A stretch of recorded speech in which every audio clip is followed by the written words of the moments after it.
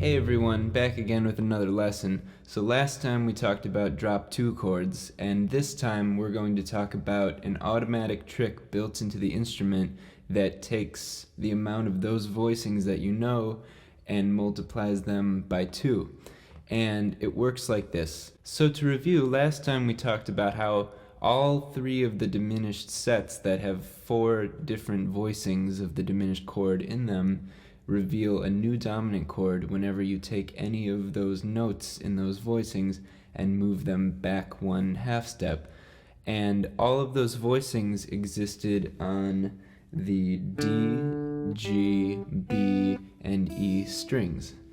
And this time we're going to learn that on any of those chords, if you take the note that lies on the high E string and you drop it to the low E string, then you can have an entirely different sound and you can make a new chord out of that existing chord.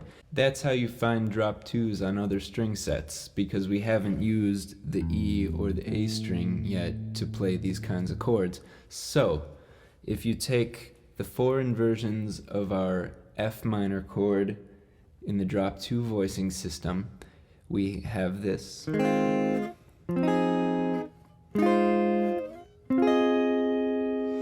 And if you take the top note that lies on the high E string on all of those notes and you flip it to the low E string, now we get 4 new voicings.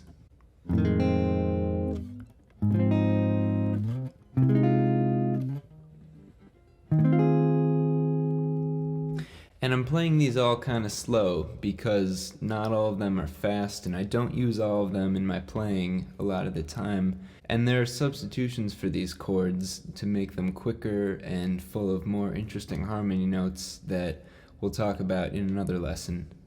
This process also works for your major voicings.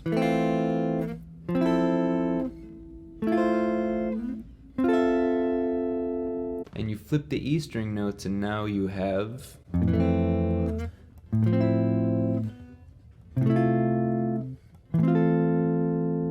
also for dominance.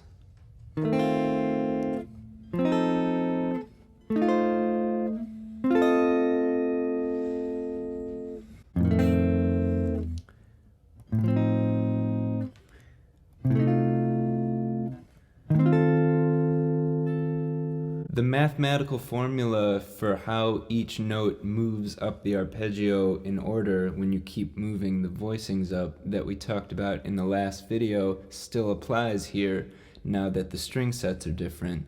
So if you take our dominant chord, and the same way I explained it last time is F, A, C, E flat, and it keeps following itself across the different string sets, it becomes bypassing the A string.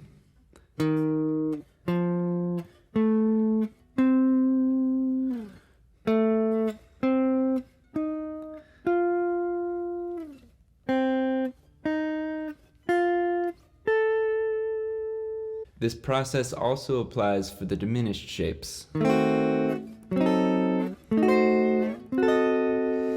That becomes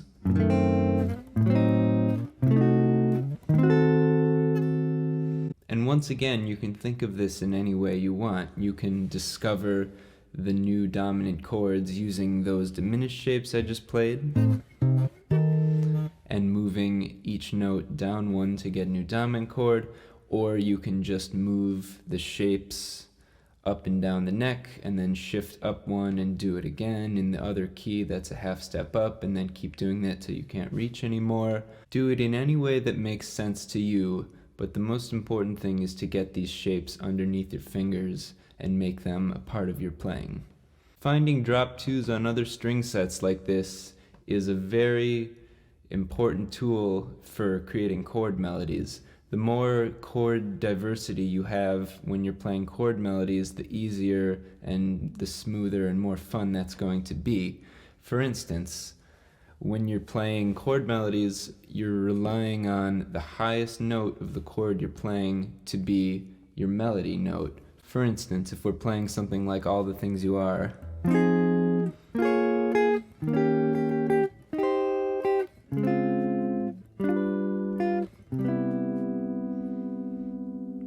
those were just a bunch of chord voicings, and the highest note was the melody note. And now with the knowledge in this video, plus the last video I talked about drop 2 chords, you can play chords where the melody note exists on the E string and the B string, with the lowest note being on the other set of chords that I talked about in the other video being on the D string, and with the bass note in this new set of chords that I'm talking about in this video being in the low E string. This gives you twice as many possibilities for chord inversions and places to put your melody note when you play chord melodies. Once again, I hope you found this helpful. Comment, subscribe, and have a great week.